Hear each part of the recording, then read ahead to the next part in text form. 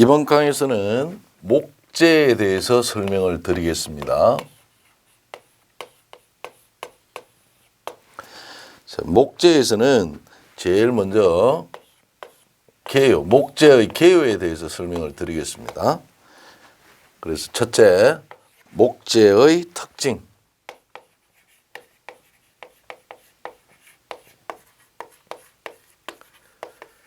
목재의 특징에서 장점과 단점을 설명을 드리겠습니다. 목재는 어떤 장점이 있느냐 이런 말이죠. 그래서 첫째, 가볍고,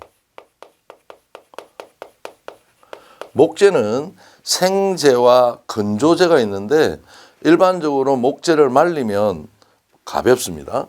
가볍고, 그 다음 가공이 용이합니다.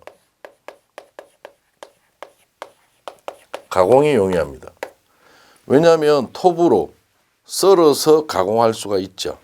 그 다음 감촉이 좋다. 이런 것들은 다 이해되실 거라고 봅니다. 두 번째는 무게에 비하여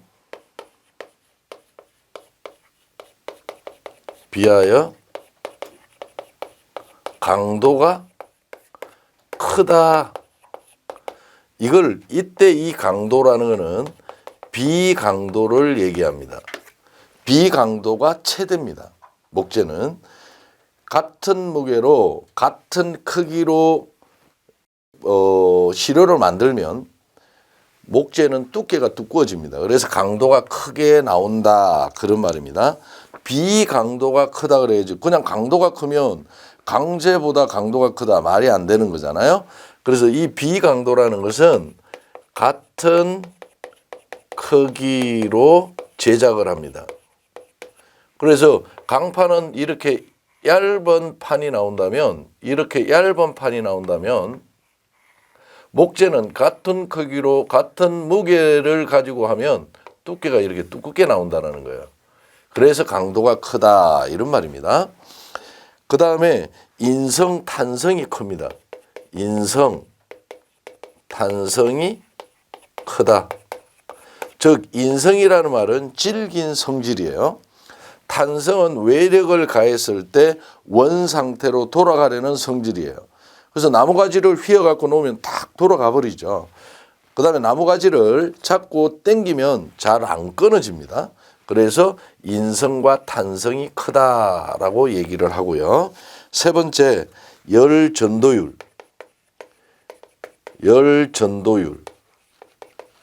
그 다음 열팽창률. 팽창률이 적다. 그래서 돌이나 금속에 비하여 열전도율이 적고 강재에 비해서 열팽창률이 적더라 그런 의미로 여러분이 판정하면 되고요. 그 다음 전기적으로는 부도체다. 전기적으로는 전기가 통하지 않더라 그런 말이고요. 네 번째, 산성이나 약품 및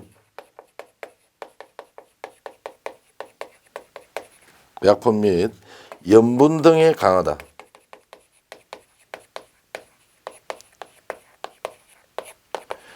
다르게 얘기하면 산알칼리에 견디는 성질이 크다라고 여러분이 기억하시면 돼요. 그 다음 종류가 다양하고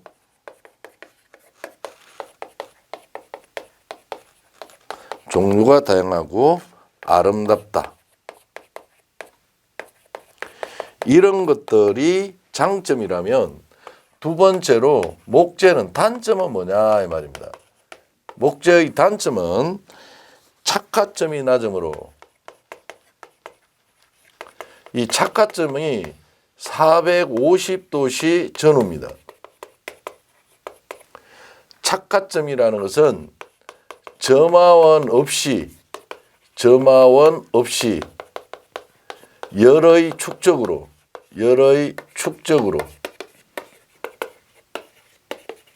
스스로 연소되는 최저 온도입니다. 그래서 목재는 착화점이 450도씨 전후로 낮음으로 착화점이 낮음으로 내화성이 낮다. 이게 단점입니다. 내화성이 낮다. 그럼 목재는 인하점이라는 거, 인하점도 있습니다. 인하점은 250도씨 전후입니다. 그러니까 우리 교재 260도씨는 맞는 말이라고 보면 되고, 인하점은 점화원에 의해 불이 붙을 수 있는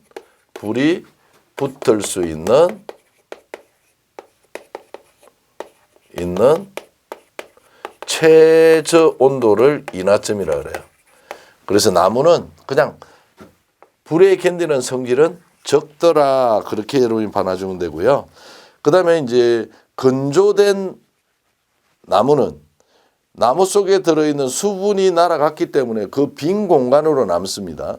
그 빈 공간에 물이 있으면 스며들 수가 있습니다. 그래서 흡수성이 크다.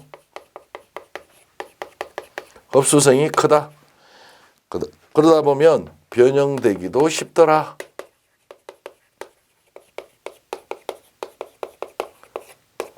그래서 건조되다 보면 나무에 균열이 가거나 또는 물이 스며들면 변형, 뒤틀리거나 뭐 이런 변형들이 일어날 수가 있다. 이런 말이고요. 그 다음 습도가 많은 곳에서는 부식이 일어나더라. 이런 말입니다. 그래서 부식하기 쉽다더라. 그 다음에 네 번째는 병충해나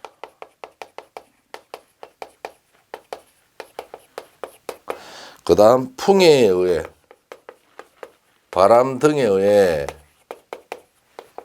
내구성이 떨어지더라. 즉 병충해나 풍해에 의해서 수명이 단축이 되더라. 이 말입니다. 내구성이라는 것은 수명이다라고 봐놔주시면 돼요. 두 번째는 목재의 분류를 설명을 드리겠습니다. 이 목재의 분류에서는 외관에 의해서 분류가 있습니다. 그래서 외관에 의한 분류. 외관에 의한 분류가 있습니다. 외관에 의해서는 침엽수냐 활엽수냐 이렇게 나눌 수가 있다라는 걸 여러분이 알아놔 주셔야 돼요. 그래서 침엽수에는 뭐가 있고 활엽수에는 뭐가 있는지를 구분을 짓는데 두 개 중에 한 개만 잘 봐놔주면 되겠죠. 그래서 우리가 침엽수 대표적인 우리나라에 제일 많은 게 소나무잖아요. 그래서 소나무, 이 소나무에는 해송, 리기다 소나무, 솔송나무 다 이거 송 들어있으니까 그냥 소나무라고 보시면 되고요. 그 다음에 전나무, 잣나무, 그 다음 낙엽송 이런 것들은 산에 많이 보다 보니까 쉽게 우리가 이해가 될 수 있는데 그 외에 이제 우리가 봐놔줘야 될 게 비자나무, 가문비나무 이런 것들은 잘 봐놓지 않으면 활엽수인지 침엽수인지 혼동이 올 수가 있습니다. 그 다음에 삼나무,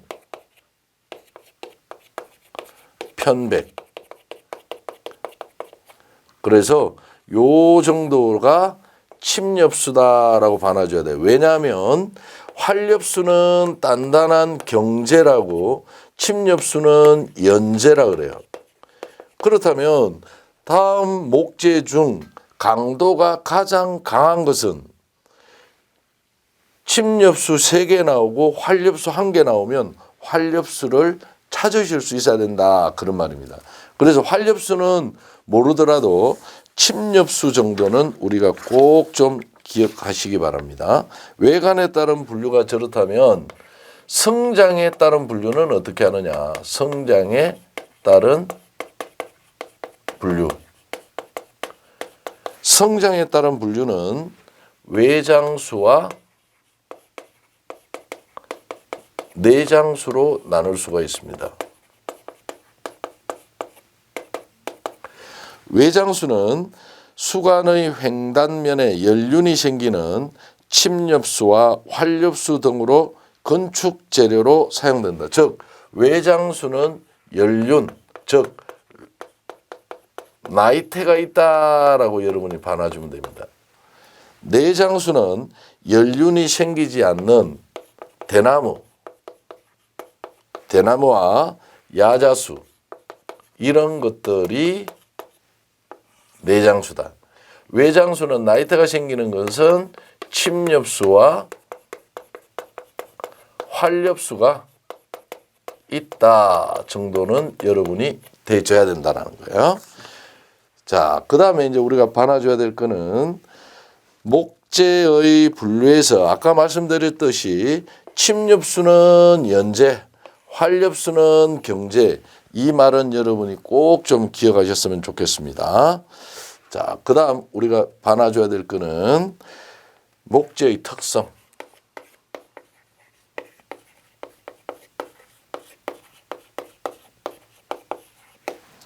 자, 목재의 특성에서는 나이테. 자, 이 나이테는 1년 동안에 생장하여 형성된 층입니다.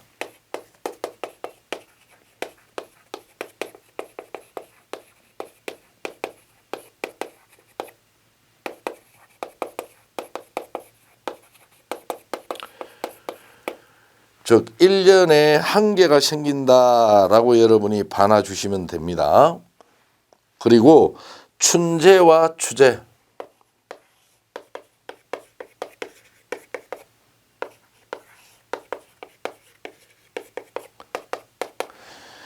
자, 춘재는 형성층의 활동은 봄에 가장 활발하며 이때 이루어진 목질부는 연하고 색은 담색을 띱니다. 그 다음에 추재는 가을철에는 성장이 늦고 그 부분은 단단하여 색이 짙어요. 그러니까 연한 것, 그 다음에 색이 진한 것이라니까 이게 나이테가 1년이 되면 한 개가 형성이 된다라고 봐놔주면 되겠습니다. 두 번째, 변재와 심재.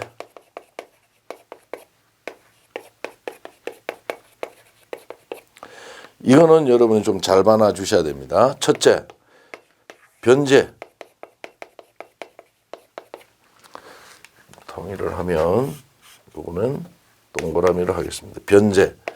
이 변재는 목재를 이렇게 봤을 때 바깥에 있는 걸 변재, 안쪽에 있는 거, 안쪽 부위에 있는 것을 심재란다 이런 말이에요. 그래서 목재는 아까 외장수가 거의 대부분이니까 밖으로 성장을 한다라고 보시면 돼요. 그래서 변재는 목재의 표피 가까이에 위치한다. 표피 가까이 위치한다. 그리고 이러다 보니까 이거는 담색 부분입니다. 담색 부분. 담색 부분. 춘재도 담색이라고 그랬습니다. 그래서 담색 부분으로 변재의 세포는 뭘 함유하고 있냐면 양분을 함유하고 있습니다. 양분 함유. 양분을 함유한 수액을 보내어 수목을 자라게 하거나 양분을 저장하는 쪽이 변재입니다. 따라서 수분을 많이 함유하고 있어요. 모든 재료에 수분이 들어가면 강도는 약해집니다. 그래서 수분을 많이 함유하기 때문에 변형 및 부피에 대한 저항이 적다더라. 변형 및 부피에 대한 저항이 적다. 이 부분이 변제라면 심제는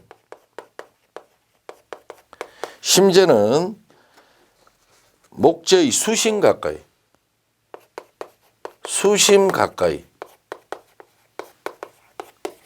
위치한다. 즉 껍질 가까이 있는 게 변제라면 수심 안쪽에 가까이 위치하는 것은 심제다라고 여러분이 봐주시면 되고, 어떤 암색 진한 색입니다. 암색 부분입니다. 암색 부분. 이거는 담색, 이거는 암색 구분을 좀 지어 놓으시기 바랍니다. 변제가 변화되어 세포가 고화된 것으로서 반드시 이 부분은 세포가 고화가 이루어졌어요. 그러다 보니까 수분이 적어요. 그래서 수분이 적고 변제보다 단단하여 변형이 적으며 내구성이 있어서 목재로서의 가치가 있는 부분, 목재로서의 가치가 있는 부분이 심재다라고 여러분이 기억하고 계시면 됩니다.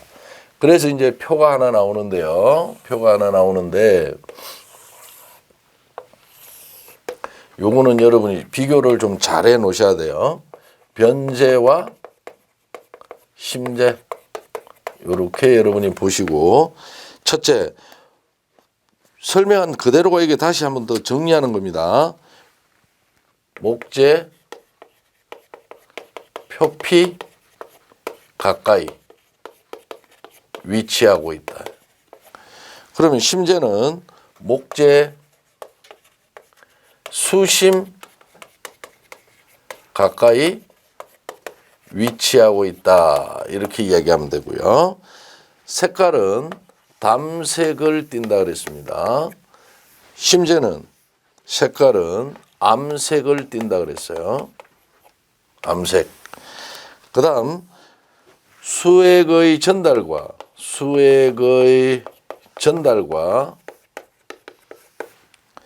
양분 저장 역할을 한다 그랬어요. 양분 저장 역할을 하는 것이 변제라면, 심재는 변제가 변화되어 세포가 고화된 것을 심재라고 얘기를 했습니다. 그 다음에 변제는 수분이나 이런 것들이 많기 때문에 내구성이 적고 수축 변형이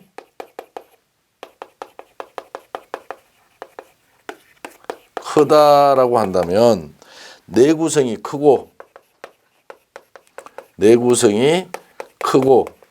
그 다음 변형이 적어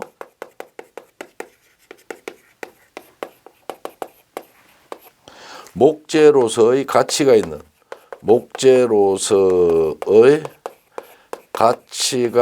있는 것이 심재다라고 여러분이 꼭 좀 기억하시기 바랍니다. 그 다음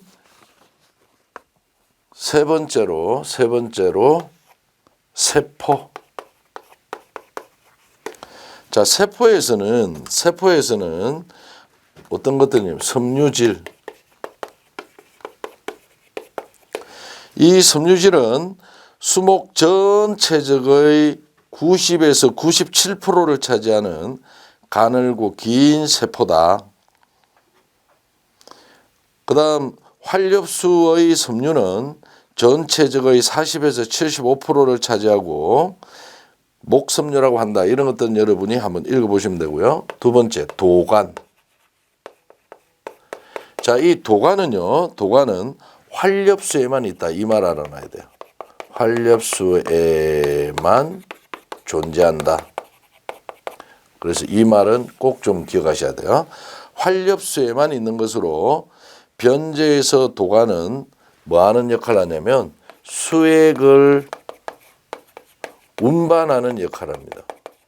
운반 역할을 담당하고 있는 것이 도관이다 라고 여러분이 반아주면 되고요. 세 번째, 수선.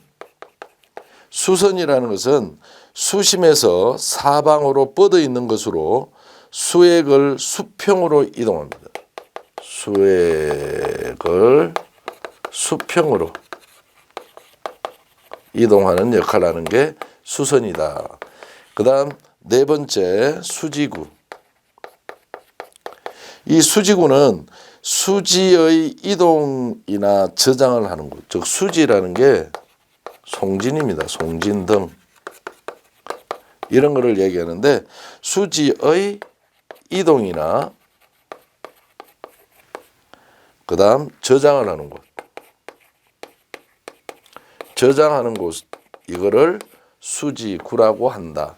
그래서 여기에서는 우리 세포에서는 뭐만 보시면 되냐면 활엽수에만 있는 게 뭐냐 이라면 도관이다 라고 여러분이 기억하시면 될 것 같고요. 그 다음에 목재에서는 목재의 성분,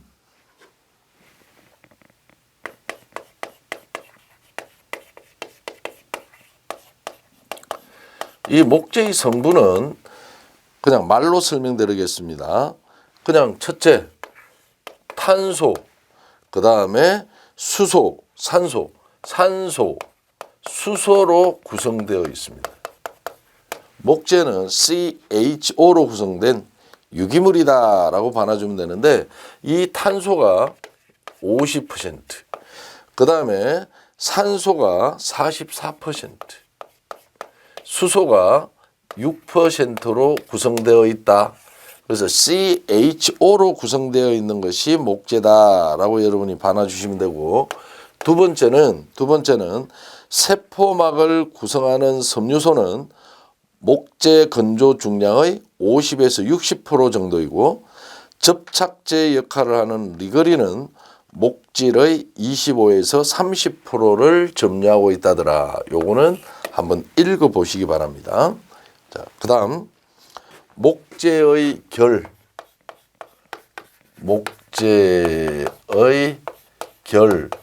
및 흠.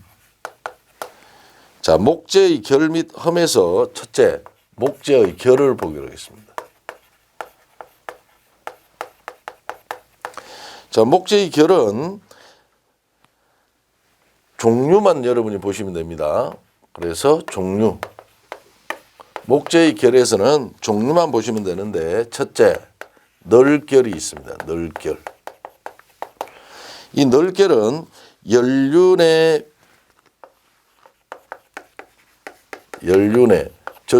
나이테를 얘기합니다.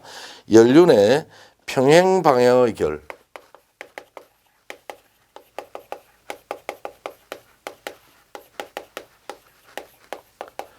연륜의 평행 방향의 결을 우리 널결이라 하고, 물결 모양입니다. 물결 모양으로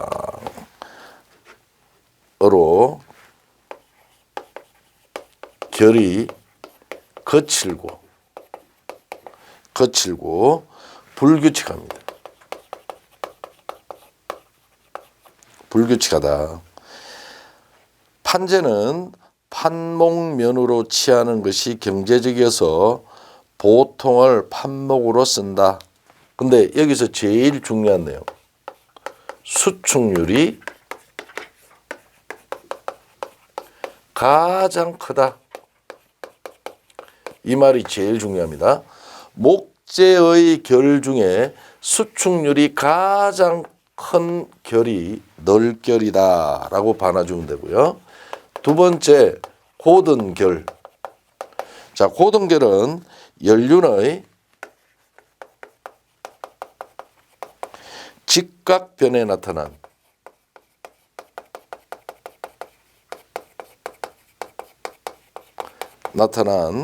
평행선상의 결입니다.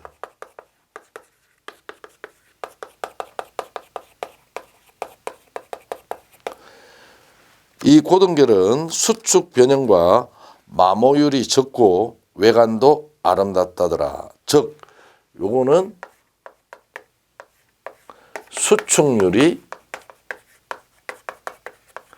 가장 적다 이 말이 제일 중요한 거예요. 가장 적다. 그 다음 세 번째 엇결. 엇결은 나무 섬유가 꼬여서 나무 결이 어긋나게 나타나는 목재면입니다. 그래서 수축률로 비교하면 가장 큰 게 널결, 그 다음에 엇결, 그 다음에 고든결이다. 이런 정도는 여러분이 좀 기억하셨으면 좋겠어요. 그 다음에 네 번째 마구리. 마구리는 수목 횡단면을 얘기합니다.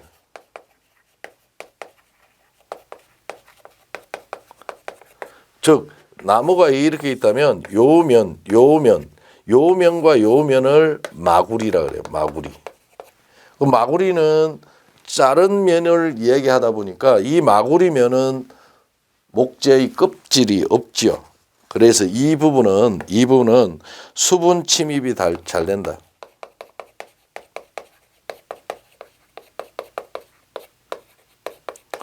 잘 되어 부패 원인이 된다. 이렇게 봐놔줘야 돼요. 그래서 이 마구리면은 우리가 벌목을 할 때 이 마구리면은 뭐 흙으로 칠해 놓는다. 아니면 페인트로 칠해서 수분 침입을 막아준다 정도 여러분이 알고 계시면 되겠습니다. 그 다음에 두 번째는 목재의 흠을 보기로 하겠습니다.